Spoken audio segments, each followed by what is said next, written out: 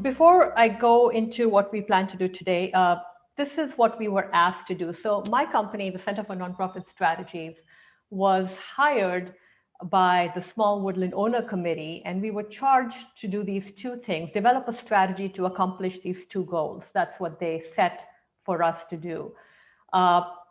Increasing the percentage of landowners receiving assistance from foresters, and increasing the amount of timber produced by small woodland owners in Maine. So these two goals, as you can see, are related. The research shows that people who receive assistance from foresters are also more likely to harvest their land. They're not quite exactly the same thing, because you can receive assistance from foresters and yet choose not to harvest. However, this is sort of a dual goal that was put to us, and the recommendations that I'll be sharing with you are looking at sort of the intersection of these two objectives that were given to us. So here is the plan for today. I plan to take a few minutes to tell you a little bit about the TELE methodology, the Tools for Engaging Landowners Effectively methodology. That's a program that I co-lead. Then I will share with you some of our early findings and recommendations, and I want to emphasize that these are early and draft recommendations. They have not been shared with the committee members yet, or at least the committee members have not had a chance to comment on them. We are still conducting interviews. We are still refining. This is just, the purpose of sharing these with you today is because I would like your feedback, and that gets us to the part 3 of this. Once I'm done with this, I will open it up, and I will really appreciate your feedback on some of these recommendations. Do they seem to you that they're on the right track? Do they seem to you that they are doable?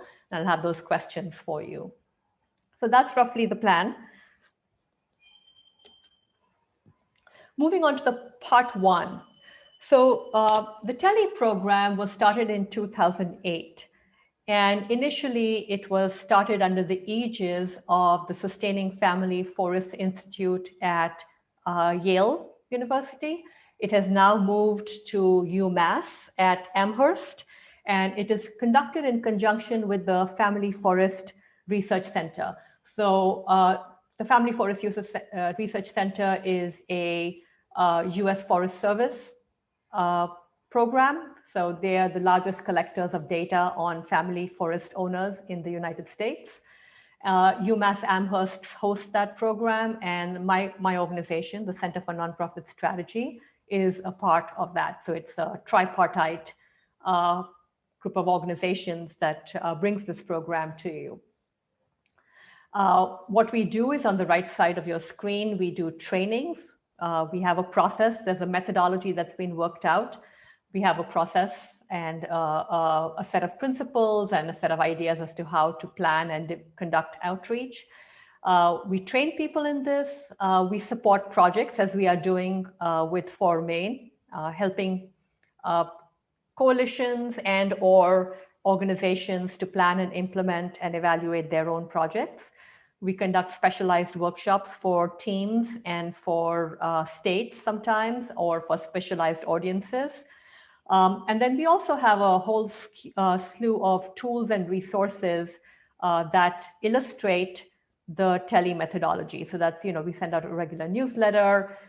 We have a community that interacts with each other. We create regular educational materials. We talk about landowner research and landowner data, and all that can be found online at engaginglandowners.org.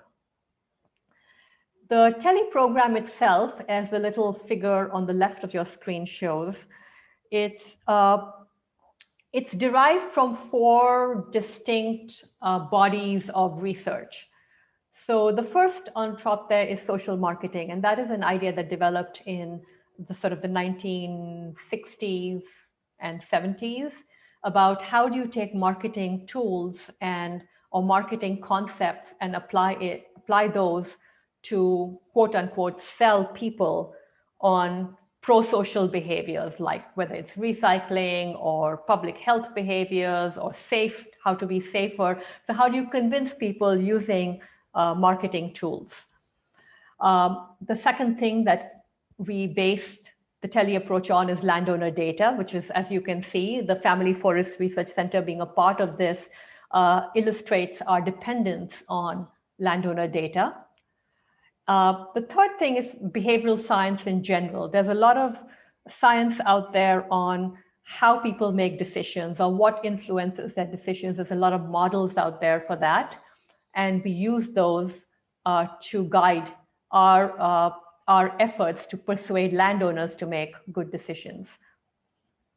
And then finally, as we've done more than, at this point, about 50 odd projects on the ground. And so we bring the learnings from those projects, things like, practically how do things play out on the ground and what's feasible and what's not. We bring all that learning, and the TELE approach is constantly revised and refined based on what we see happening on the ground.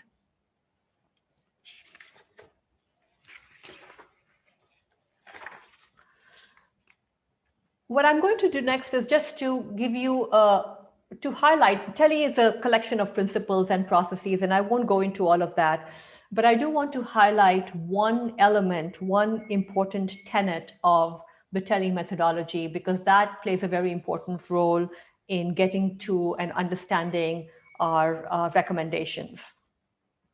So as I said earlier, TELE is about using marketing. And what marketing means, very broadly speaking, I know everybody has slightly different ideas of what marketing is, but very broadly speaking, marketing is designing programs to get people to take some action. And that is actually what distinguishes marketing from, you would say, maybe educational outreach or informational outreach, is this element of action. It's you have to provide, the idea of marketing being, you have to provide enough information, enough motivation, enough cues, enough supports to get people to actually take some action. So it's not sufficient to get people to want to take action, or it's not sufficient to change people's minds, or it's not sufficient to convince people that taking action would be a good idea, but you really have to get people all the way to take an action. Or, if you think about this in product marketing terms, for a company, it's not good enough to get people to want to own their products. It only works if people actually do go out and buy their products. So that's what product marketing is based on. And the same idea carries over to this idea of social marketing, which is getting people to make good decisions, either decisions that are good for them and or decisions that are good for the communities where they live. In addition, TELE is about targeted marketing. And what that means is it's about designing programs to get a certain people, a certain group of people, a certain subset of people to take desired actions. And the reason why the TELE program uses this idea of targeted marketing is because it's deeply rooted in the research and in the finding that landowners are actually very, very different from each other. So a lot of times we tend to think about landowners, family forest landowners is specifically what I'm talking about here. We think about them and we talk about them as a sort of a monolithic group, and a lot of our programs are designed with that in mind. Like, oh, this is a landowner outreach program, which assumes that all landowners are going to see it and be attracted to it and take part in it, or as many as we can manage anyway. The thing with treating landowners as a monolithic group is like treating, say, parents or students or some other large group of people like that as a monolithic group. I mean, they do have some things in common. They all own land. They all tend to have a certain stewardship ethic, for example. However, there's also very important differences among different types of landowners. And that is why targeted marketing, what works better. This idea is the idea, the central tenet that this gets us to is that you have to tailor your actions, your programs, and your messages for a particular core audience, which means a particular type of landowner. Okay, so the little cartoon that you see on the right side of your screen, it talks about using the right bait to get the right fish. And you can sort of apply that to landowners and say, well, there's different types of landowners and they like different types of things and they like different types of hooks. So you have to use different mechanisms to trap them into your program. I know that sounds more trappy than it's intended and it sounds a little bit negative, but the idea here is that to attract the right kind of audience, you have to engineer your program in the right way. And that's sometimes easy to see for messages. I get a lot of, well, just design the right messages for us to get this type of audience into our program. But it actually extends deeper than that. It's not just the messages that you need to tailor to your audience. You also need to tailor the actions that you're asking them to take. The same action is not appropriate for all audiences. They may not be able to do. Different types of landowners may be able and willing to do different kinds of stewardship actions. You have to tailor the program support, which means what information they're going to need is going to be different. And what assistance they'll need from you is going to be different. And then, of course, you need to tailor the messages. And you'll see that in that sentence up there, tailor actions, programs, and messages for your core audience, messages are actually the last thing over there because I really want to emphasize that you have to tailor the actions and the programs also. So with that little bit of introduction, I'm going to move more deeply into what we've learned in the course of this project and some of our early findings that I'd like to share with you. So our core audience for this project, and this was determined by the Small Woodland Owner Committee, the Maine for Maine Small Woodland Owner Committee, it was woodland retreat owners. This type of landowner was identified through an analysis of the National Woodland Owners Survey data. The analysis was done in 2006 and 7, right before the TELE program came into being. And actually, this was a foundational analysis for the TELE program. So the National Woodland Owners Survey is the largest survey of woodland owners in this country. And they did an analysis of landowner objectives and arrived at 4 different subsets of landowners. Woodland retreat owners is one of them, and I'll talk more deeply about this one, but you're welcome to go to our website and look at the other 3 types also. Since then, this analysis has been corroborated by focus group research, and a lot of what I will be telling you about them, some of it is gleaned from the survey data, but some of it is also gleaned from what we've learned in the focus groups. And then, I'm going to talk about woodland retreat owners and use the term that the TELE program uses, but I'd like to also tell you that several other research studies have found a similar subtype of owners, and they're called different things. They're called amenity focused owners, or they're called environmentally focused owners. There's all different types of terms that people use for a similar audience segment. So this is not unique to TELE, what I'm telling you. The definitions and the words that I'm using are the one that our program uses. So who are these woodland retreat owners?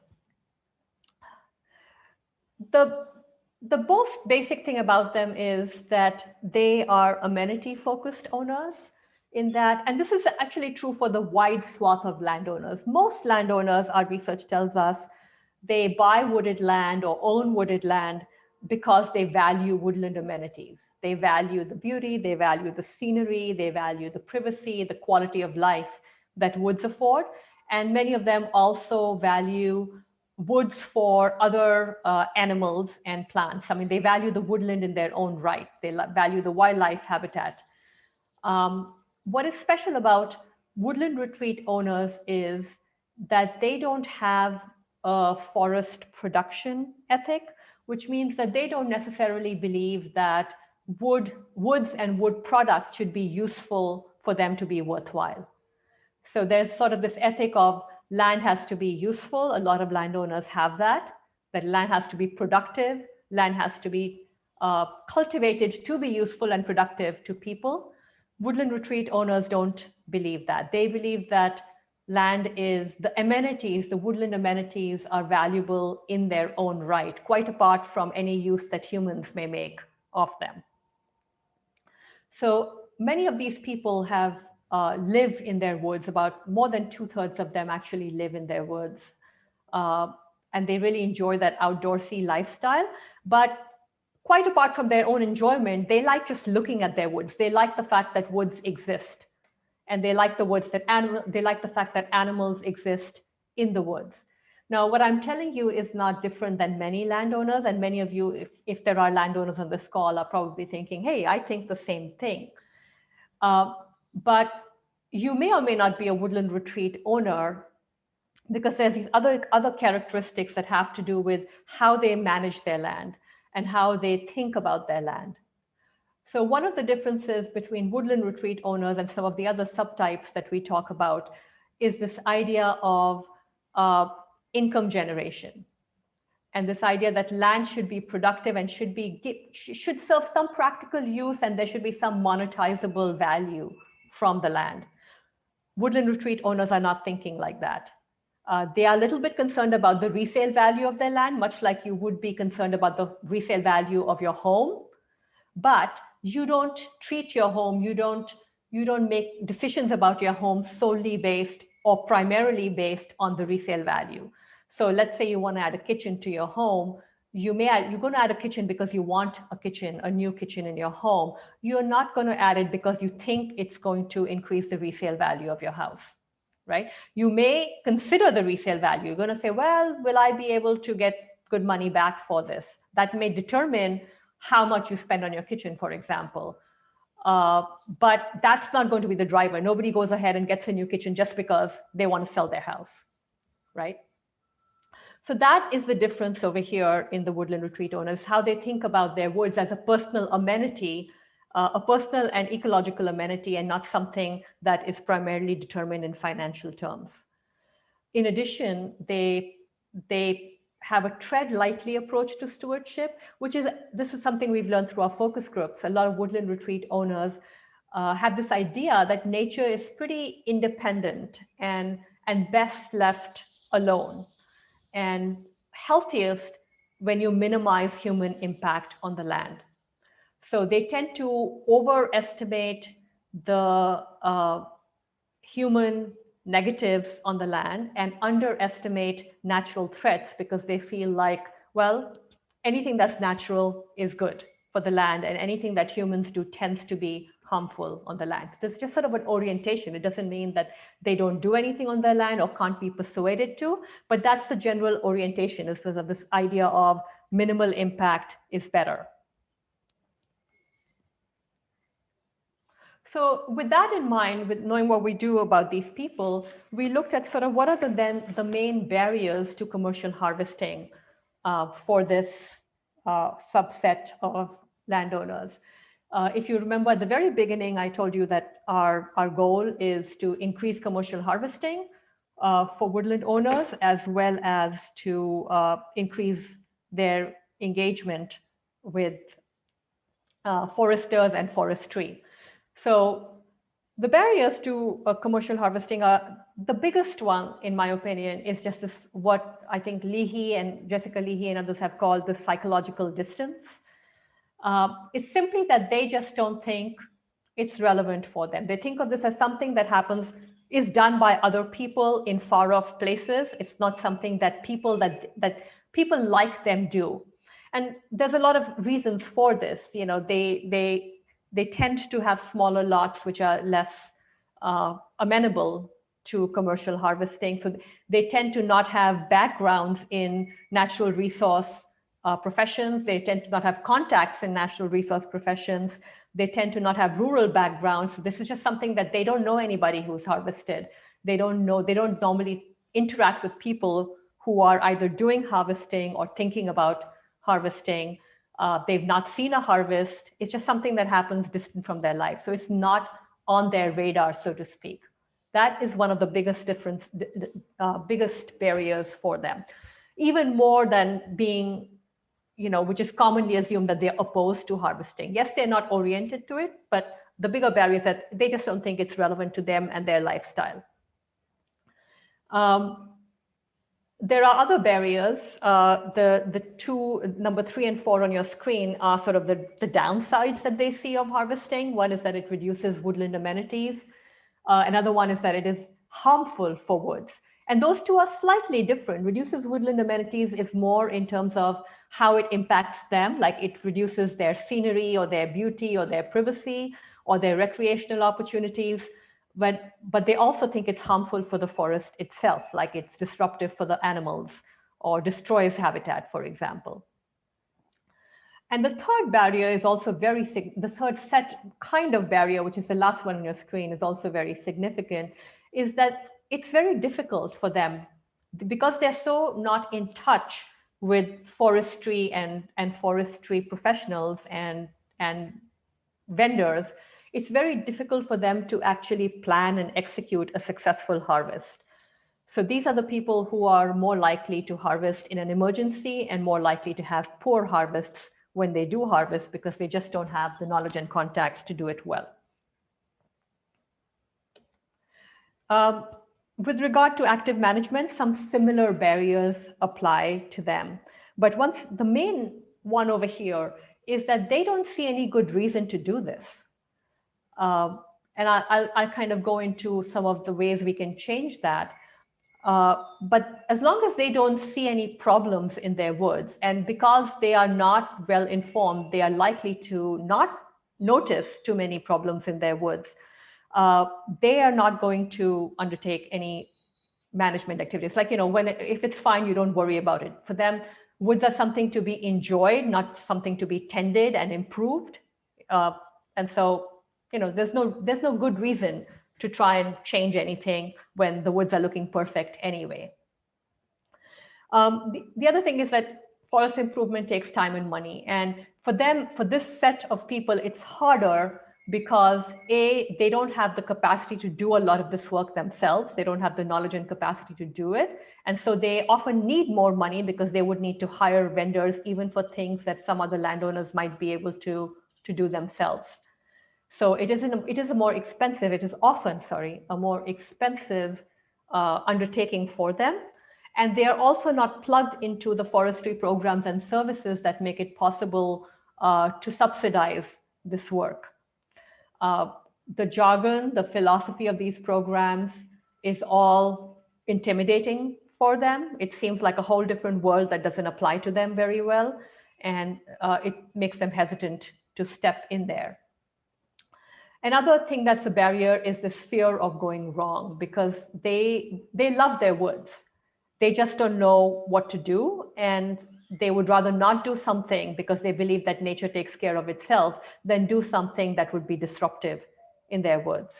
And then finally, like I said, overall, they have do minimal, philosophy. And so they need a good reason to act. Unlike some other types of landowners who are kind of looking for things to do in their woods, there's that type of landowner also who's constantly looking for things to do and looking for ways to improve their woods.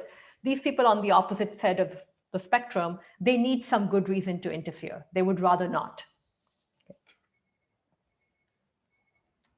So how can we engage these landowners in forestry and hopefully leading to increase timber output from their land?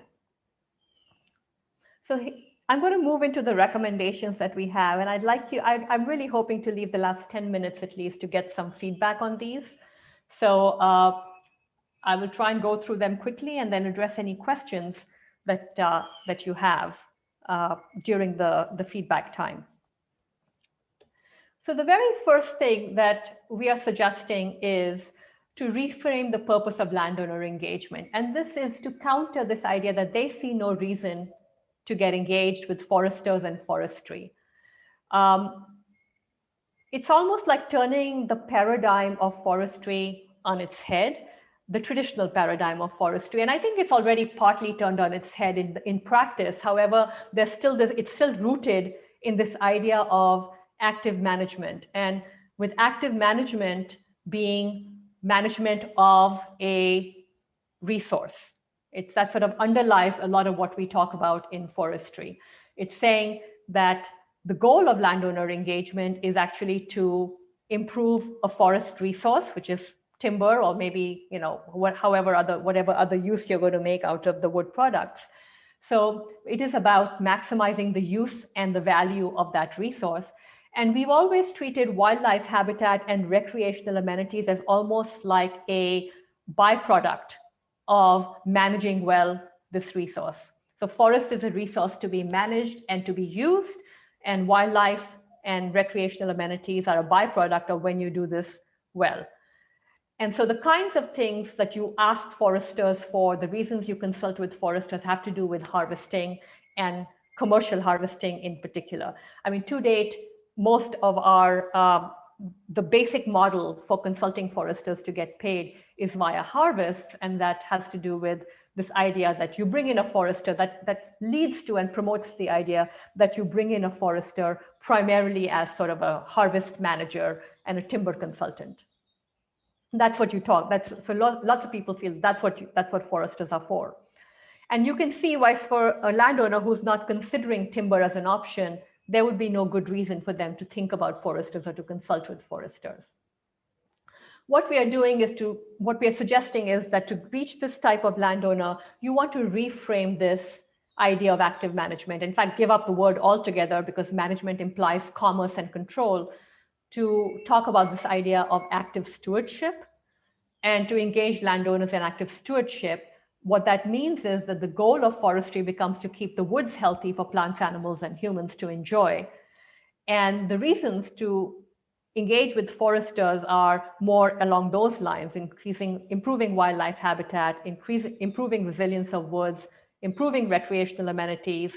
And then the wood is actually a byproduct. So income from the wood and from commercial harvesting is actually a byproduct of that. So it's actually just taking what was the byproduct to making that the main goal of your consulting engagement, and then moving this back. Moving the timber sale as more like, this is a byproduct, what happens when you're keeping your woods healthy. So how would you implement this? We are suggesting 3 different ways to implement this. One of them is that you're going to need new messages, and I'll talk a little bit. I'll show you a few of the test messages that we are working with. These are untested yet, but just to give you an idea, I'll show you some of these. We also think that as a pilot, Maine should have a team of trained professionals who can actually deliver on this, and to talk to landowners and to consult with landowners with this amenity first orientation, and talk about harvesting in the context of that as and when is appropriate. And then the third one, which is got a star over there because we think it is going to be more difficult to implement and maybe somewhat down the line, is to align some of the language of the incentive programs that we currently have to be able to accommodate this amenity first approach that landowners have, Woodland Retreat landowners have. Just simple changes in how these programs are described would make these landowners feel more confident that these programs are for them or geared to them. Right now, it just feels like, I don't know who these are for because this does not describe me. I'm going to quickly walk you through the 2 messages here. This is the kinds of messages that we think would be helpful. So this one, for example, is convincing landowners that they need a forester's expert eye to help them understand their woods and to notice any negative changes so that they can step in and take action to protect their woods.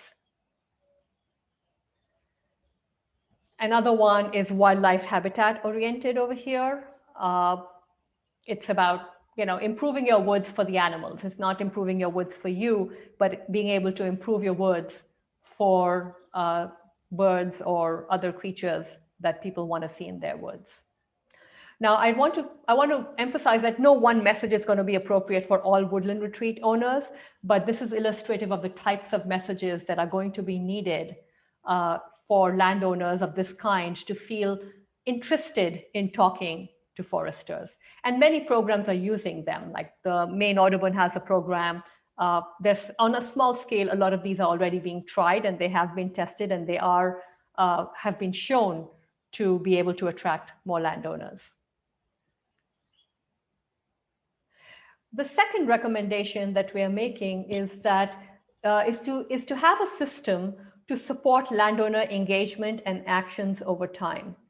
Now, a lot of forestry is about getting messages out. A lot of landowner outreach is about getting messages out to people. And then the onus of taking all the steps from interest to action is left on the landowner. And the foresters think that, oh, we are available when landowners need help, and then they'll come to us. In our experience, this is the biggest, this lack of follow-up is the biggest failure of forestry. And I say failure with some caution, with some reluctance here, because I understand that everybody knows this should be done. It is the lack of resources that have led to this.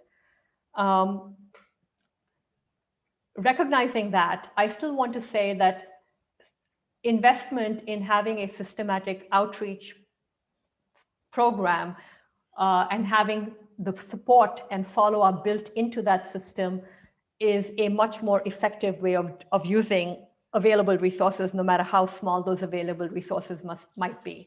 So the little diagram you see over there illustrates what I'm talking about, because doing landowner outreach without follow-up is a little bit like trying to fill a vessel with a leaking pipe. You lose so many people along the way. You have to keep spending so much effort in bringing more and more people into the system because you're losing most of them along the way. For every 100 people that you convince, you get like one that actually does something, which is just a very ineffective way of doing things and a very inefficient way of doing things. So this is our second recommendation based on this observation. We really want better support for landowner actions. And here's what we are recommending specifically for that to happen. One is to create a landowner database to provide timely information and cue action.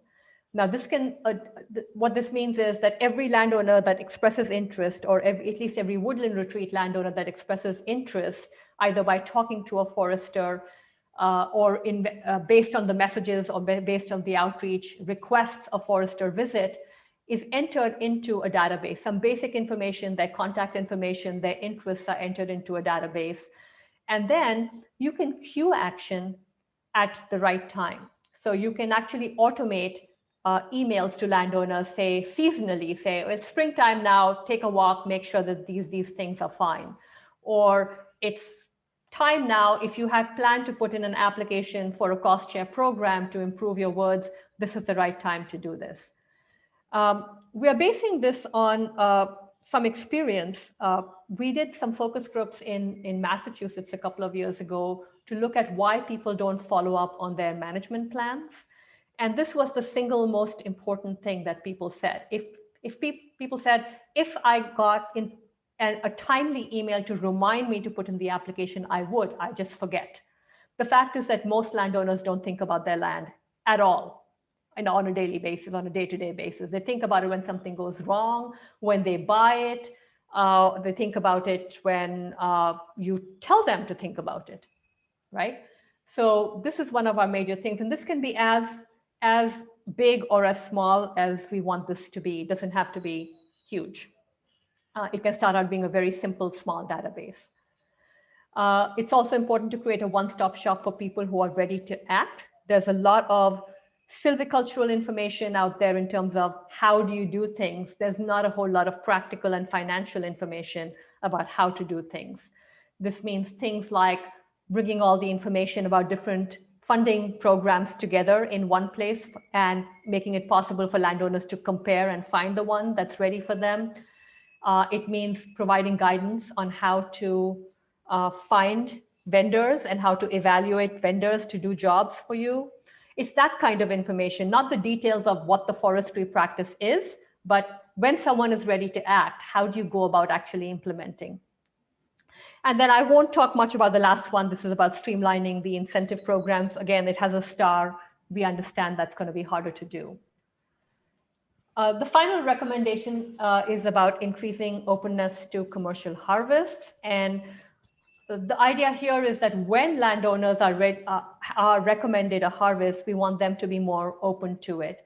And there's two things that we are recommending over here. The first one is to have reposition harvesting for this particular landowner audience.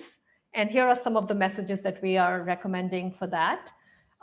It's about repositioning harvesting in a way that fits their values as a small-scale, community-oriented, eco-friendly activity. And here are some of those messages. I'm going to quickly go through them.